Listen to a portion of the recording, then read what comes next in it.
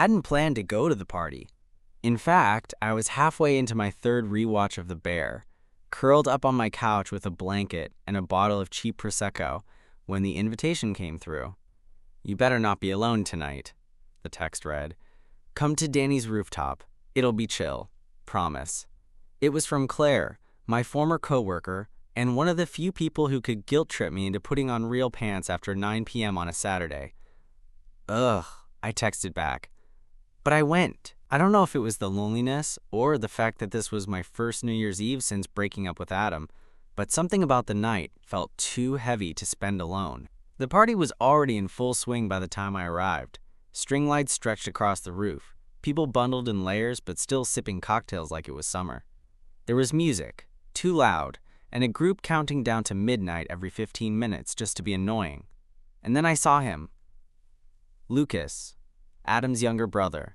We locked eyes across the rooftop in that stupid, movie-style way I always thought was exaggerated. My chest tightened. He looked different. Older. His hair was longer, darker, and his face had lost that boyish softness. There was a faint scruff on his jawline now, and he wore a navy coat that somehow made him look taller. He smiled. I hadn't seen him in nearly a year, not since Adam and I broke up, and yet here he was, holding a drink and walking toward me like the last 12 months hadn't completely rearranged the foundation of my life. "Eli?" he said, stopping just short of hugging me. "Wow, didn't expect to see you here." "Yeah," I said, trying to sound casual. "Me either." It was awkward for all of 10 seconds. Then, somehow, it wasn't. We started talking. Catching up. He'd graduated, moved to the city, started working in some tech-adjacent role he clearly didn't love. I told him about my new apartment, the job I left, the freelance writing gigs that were kind of keeping me afloat. We didn't talk about Adam.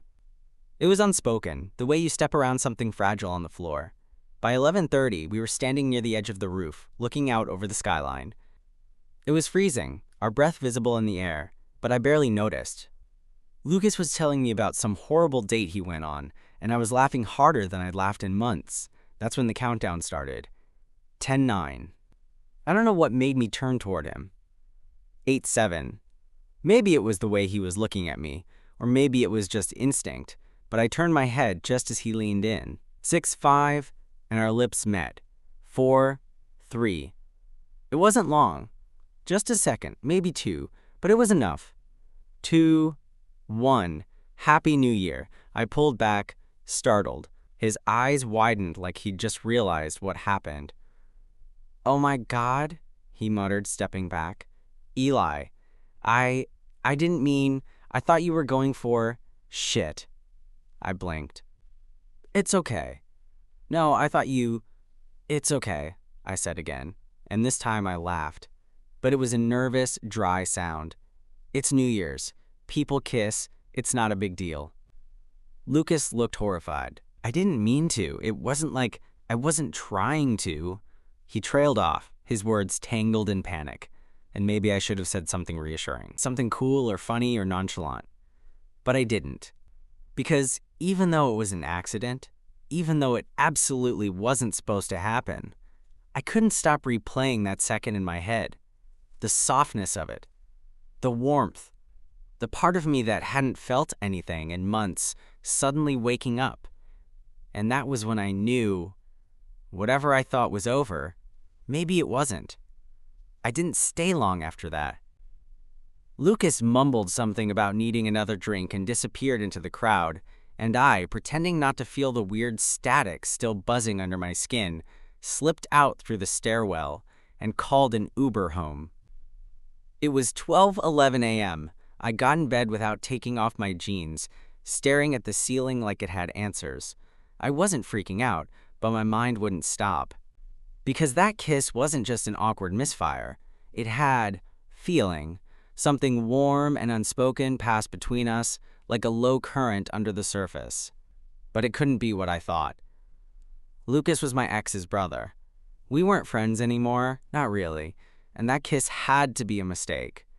A weird New Year's moment of confusion, alcohol, and proximity. Right? I tried to convince myself of that.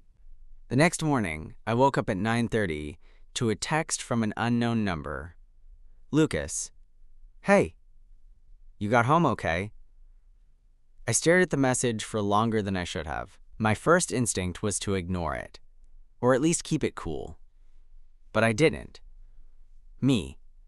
Yeah. Home safe. You? He responded almost instantly.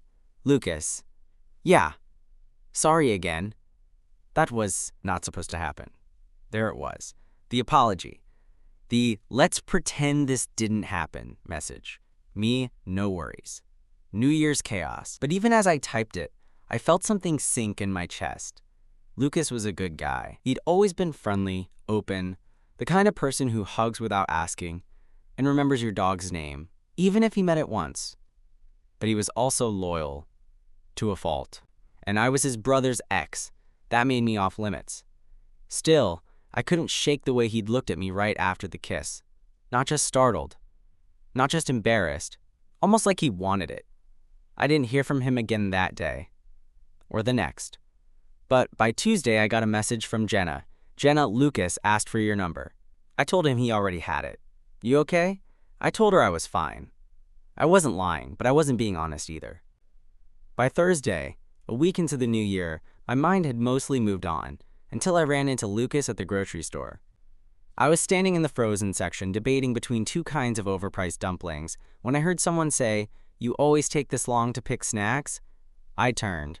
There he was, wearing a green hoodie, joggers, and a beanie, holding a basket with almond milk, bananas, and way too many protein bars. "Oh, hey," I said dumbly. "Hey," he replied, then rubbed the back of his neck. "Didn't know you lived around here. Just moved a few months ago. It's closer to the train." He nodded. And for a second, we just stood there. Two guys in front of a wall of dumplings, stuck in a silence that was way too charged for a grocery store. Then Lucas said, "Listen, about the party. It's fine. I cut in." "Seriously, I forgot about it already." He frowned, clearly not buying it. "I just didn't want you to think I was being weird." "You weren't," I lied, grabbing the nearest dumpling bag and tossing it into my cart. "It was nothing. Happens." He gave a half smile, like he wanted to say more, but then his phone buzzed and he glanced at the screen. "Hey, I gotta head out. But, you wanna grab coffee sometime?"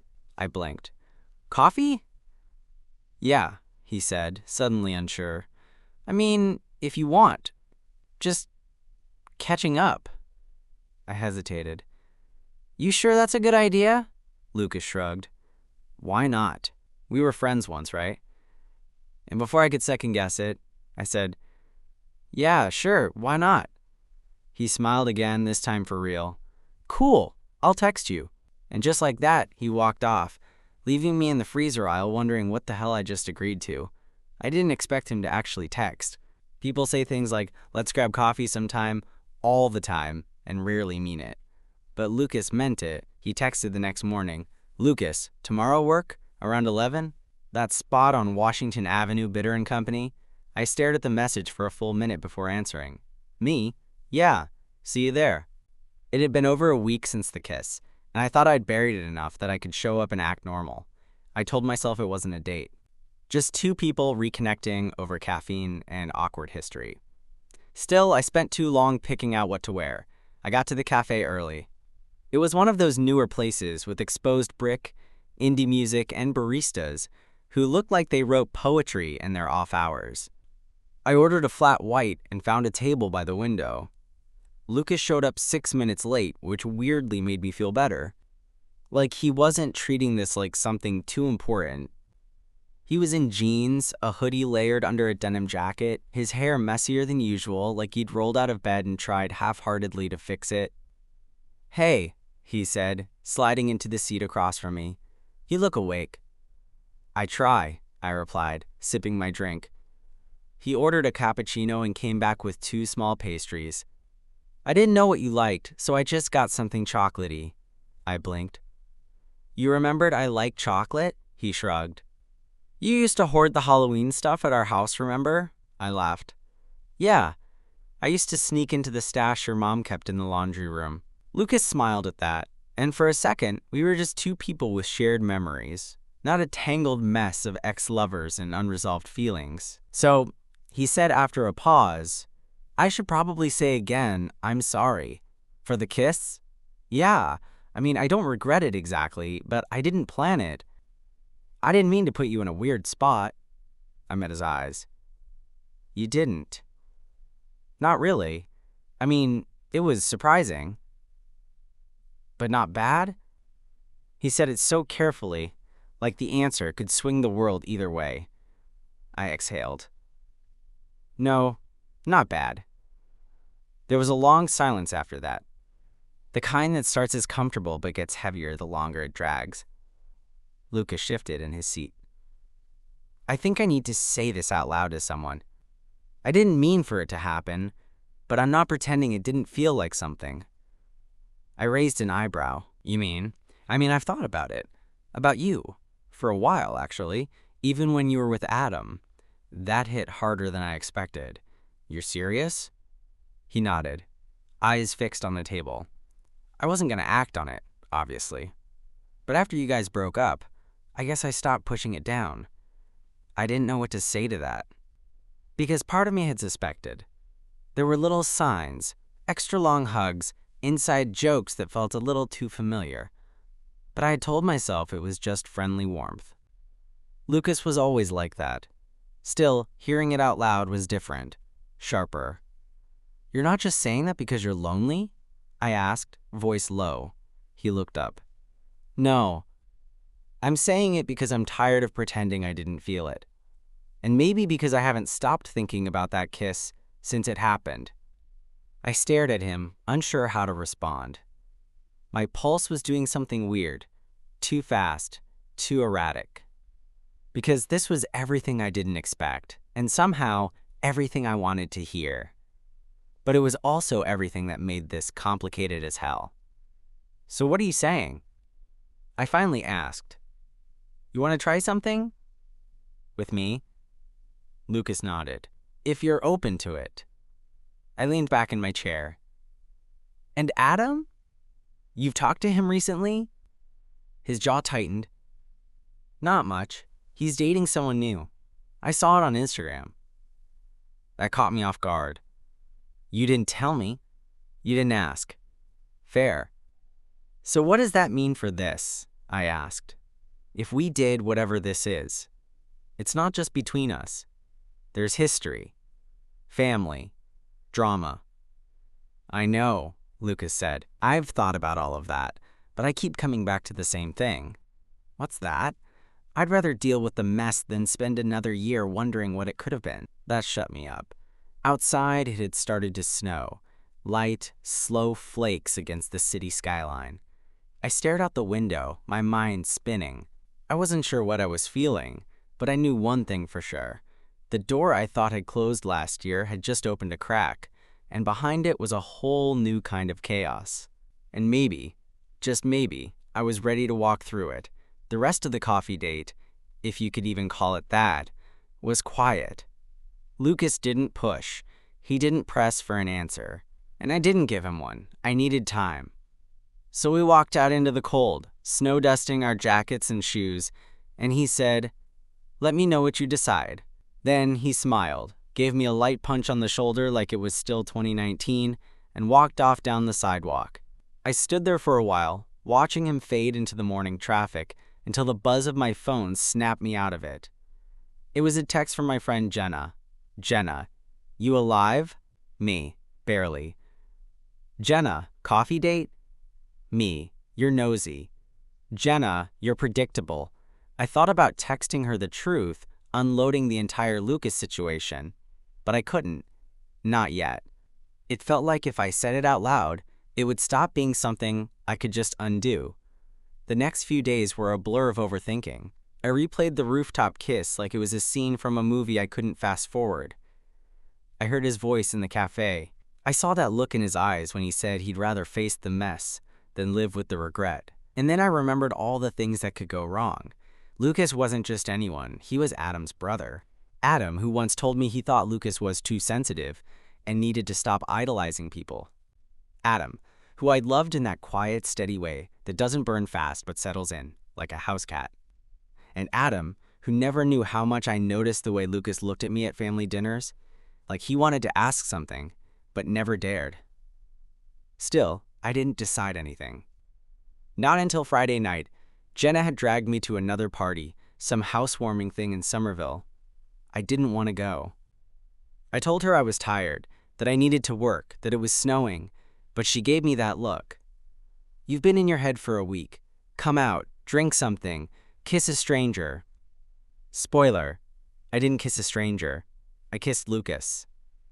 Again, he showed up halfway through the party. I was nursing a gin and tonic, half tuned into a conversation about astrology when I felt a presence behind me. I turned, and there he was. You following me now? I asked, heart skipping a beat. He smirked. Jenna told me you might be here. Of course she did. He looked good, dark flannel shirt, sleeves rolled up just enough, eyes sharp and cautious like he was walking into a trap, but he didn't look nervous. Want some air? He asked, jerking his head toward the back patio. I hesitated, then followed him out. The porch was quiet, empty except for a busted folding chair and a string of half-lit Christmas lights. He leaned on the railing. You think about it? I stuffed my hands in my pockets. Every day. And I don't know what I'm doing. That makes two of us, he said with a half smile. We stood there in the silence, cold air clouding between us. Then he said, Can I be honest?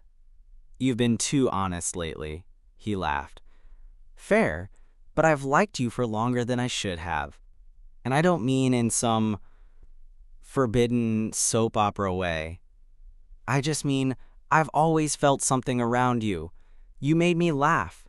You listened. You noticed things. I swallowed hard.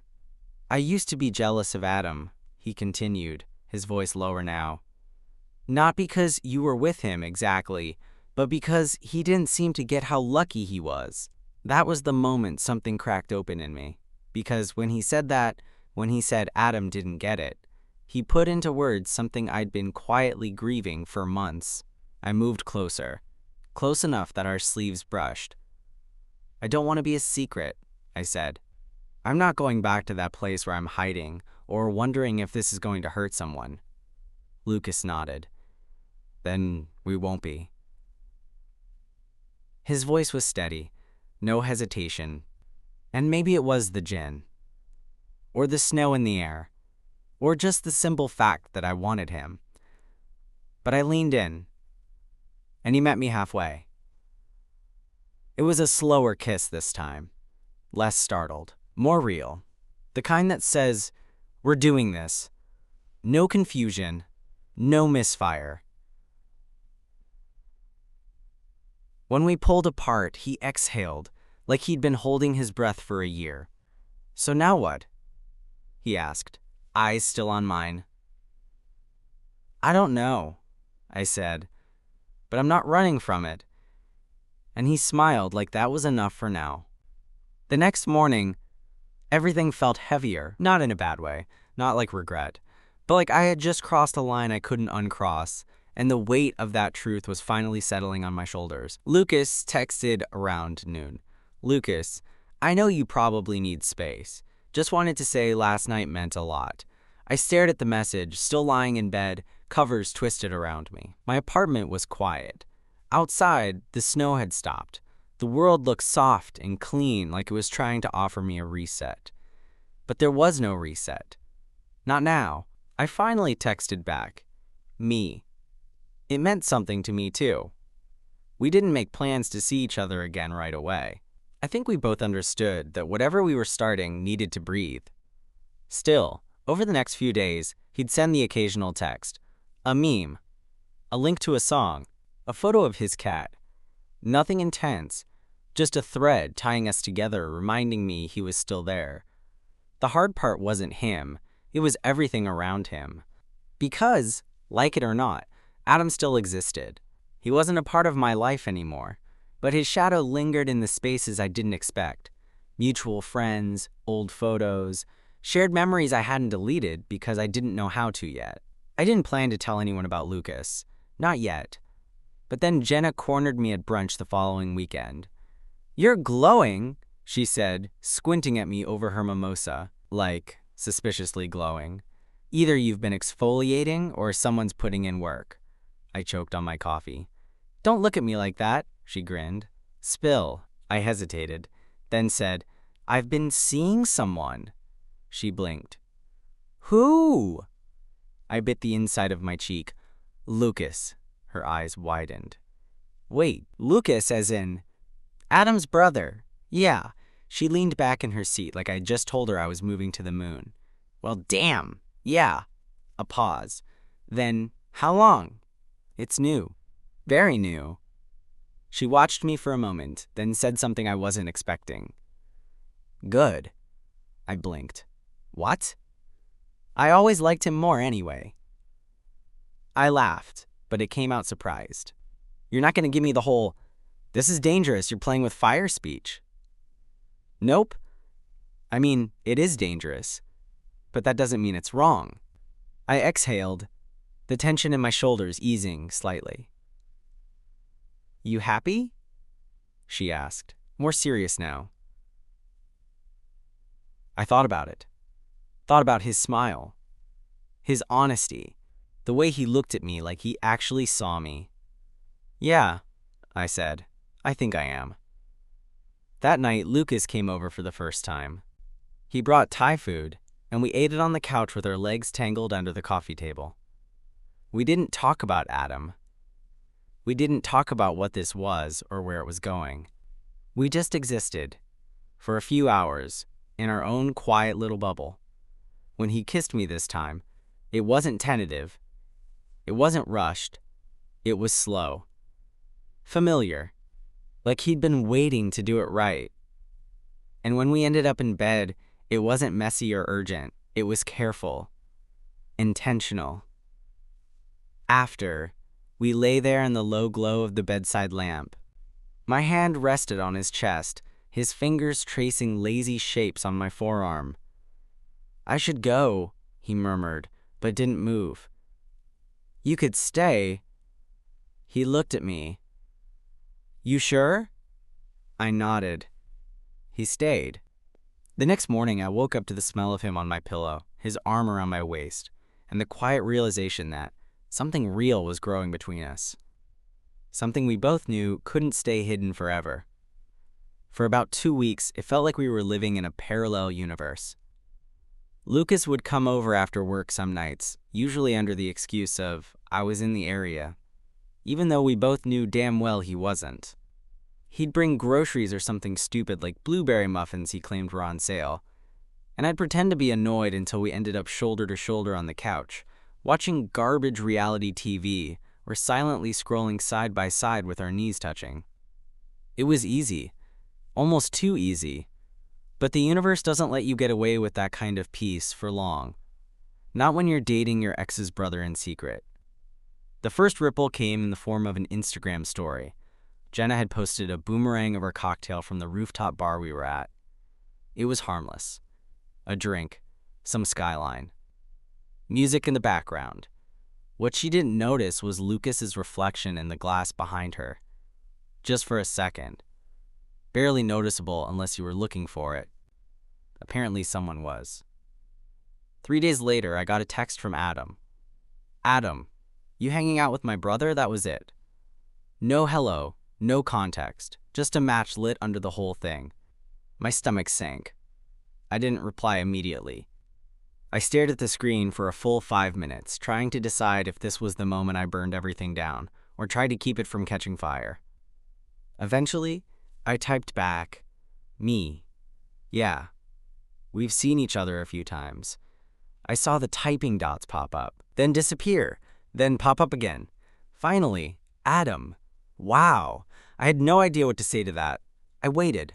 Nothing else came through that night. The next day, Lucas showed up at my place with burritos and a look on his face that told me he already knew. "He texted you?" I asked. Lucas nodded, tossing his keys into the bowl by the door. "Saw the story, called me. What'd you say?" I told him the truth. My heart stuttered. All of it? Lucas sat on the couch and nodded. I said we kissed on New Year's. That it wasn't a mistake. That I wanted to see where this goes. I sat down across from him, feeling the weight of it.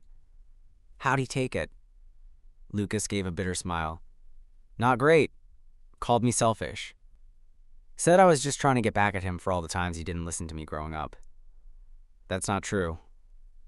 I know. Silence hung between us. Do you regret telling him? I asked. He looked up. No. Do you? I shook my head slowly. No. He leaned forward, elbows on his knees, voice softer now. We can stop if you want, if it's too much. I hated that he even offered, like what we had was a problem to solve instead of a connection to follow. I don't want to stop, I said. He reached for my hand and held it. For the first time, it wasn't in secret. Word spread faster than I expected. Not because we told anyone else, but because Adam did. Out of anger, maybe, or betrayal, or both. A few mutual friends started acting weird. One texted me a passive-aggressive, "Guess you're really over him now" message. Another stopped inviting me to things. It didn't matter how careful we'd been. People had opinions. And in some ways, I got it. If you'd told me a year ago I'd end up falling for Lucas, I would have laughed. But now I couldn't imagine not having him in my life. Things didn't blow up all at once. They unraveled, quietly. The silence from certain people became obvious. Some stopped replying. Others shifted the tone of their messages, from familiar to formal. It was subtle, but I felt it. And the worst part? Adam didn't reach out again. Not to yell. Not to ask questions. Not even to get closure. He just ghosted. Like I hadn't spent almost 2 years of my life loving him. Like I hadn't shared holidays, family dinners, inside jokes, and grocery lists, and nights where we fell asleep mid-conversation. I didn't know what I expected. Not forgiveness. Maybe just acknowledgement. But instead, he walked out of the story completely and left me holding this new thing with Lucas. Raw, real, complicated. Lucas took it in stride better than I did. Adam's always been that way, he said one night. Either all in or all out. No in between. Still, I could see the way it gnawed at him when he thought I wasn't looking. The guilt. The ache of losing a brother. Even if their relationship had always been fractured, we didn't talk about it constantly. We couldn't. There was too much to unpack and not enough language for it. So we did what we could. We carved out our own space. Saturday mornings became our time. We'd get coffee, walk around the city, wander through bookstores, stop at farmers, markets, just to laugh at overpriced apples. At home, he started leaving little things behind. His hoodie on the chair, his toothbrush in the cup, his charger tangled with mine. It wasn't casual anymore, not even close. One night, we were watching some old movie on his laptop, both of us curled up under the blanket on my couch. I wasn't even paying attention to the screen. I was too focused on how his fingers traced circles on my knee like it was a habit. "Can I ask you something?" he said quietly. "Yeah? Do you ever wonder if this is just temporary? Like some reaction to everything with Adam?" It wasn't an accusation, just an honest question. One I'd asked myself more than once. I didn't answer right away. I looked at him. Really looked at him. The way he watched me when I talked. The way he let me be quiet without filling the space. The way he kissed me, like it wasn't new anymore, like it was something he'd been waiting for all along. "No," I said finally. "This doesn't feel temporary." He exhaled. I didn't realize he'd been holding his breath. "Me either," he said. It was Lucas's idea to go back to his parents' house. Not for anything dramatic, just Sunday dinner. Something ordinary. The kind of thing we used to do when I was with Adam, back when I was the boyfriend, the one who brought wine and helped wash dishes and tried too hard to impress his mom. This time, I wasn't sure what I was. "I told them you were coming," Lucas said as we pulled up to the house. Just said we've been hanging out again. Hanging out, I repeated, smirking. He glanced over. I'm easing them in. The front door opened before we even got to the porch. His mom pulled me into a hug like it hadn't been a year since we last saw each other. It's so good to see you, Eli, she said warmly. You look happy. I am, I said before I could overthink it. Dinner was simple. Roast chicken, salad, fresh bread. Conversation flowed. I laughed more than I expected. His dad told the same stories he always did, and Lucas rolled his eyes at every one of them like clockwork. For a moment, it felt like the past hadn't been shattered, like something had carried through the break and stayed intact. But then, about halfway through dessert, Lucas's mom asked it, "So, are you two just friends again? Or is this something more?" The room went quiet. Even the clink of forks on plates stopped. Lucas looked at me first. Not panicked, not nervous, just waiting for my lead. I cleared my throat. It's something more. She nodded slowly. Okay. That was it. No scene, no lecture. Just acceptance. Messy and soft and enough. Later, after we'd helped clean up, Lucas and I sat on the back steps while the house quieted behind us. The air was cool. Not cold. Just the first whisper of spring in the wind. Do you think Adam hates us? I asked, finally saying the thing that had been sitting in my throat for weeks. Lucas was quiet for a long time. I think he's hurt, he said. But I also think he'll get over it. Maybe not soon, but eventually. I nodded, not sure I believed it, but wanting to. Lucas bumped his shoulder against mine. And if he doesn't, that's on him. We're not doing anything wrong. We broke an unspoken rule, he smirked. Yeah, well, some rules deserve to be broken, I turned toward him. You're okay with being the villain in his story? Lucas shrugged. I've been the villain in his story since I was 5. Might as well make it count. I laughed, even though my chest still ached with the weight of everything we'd lost. But then he kissed me, lightly, gently, like punctuation, like a promise. And for the first time in a long time, I didn't feel like a side character in someone else's love story. This one, it was ours.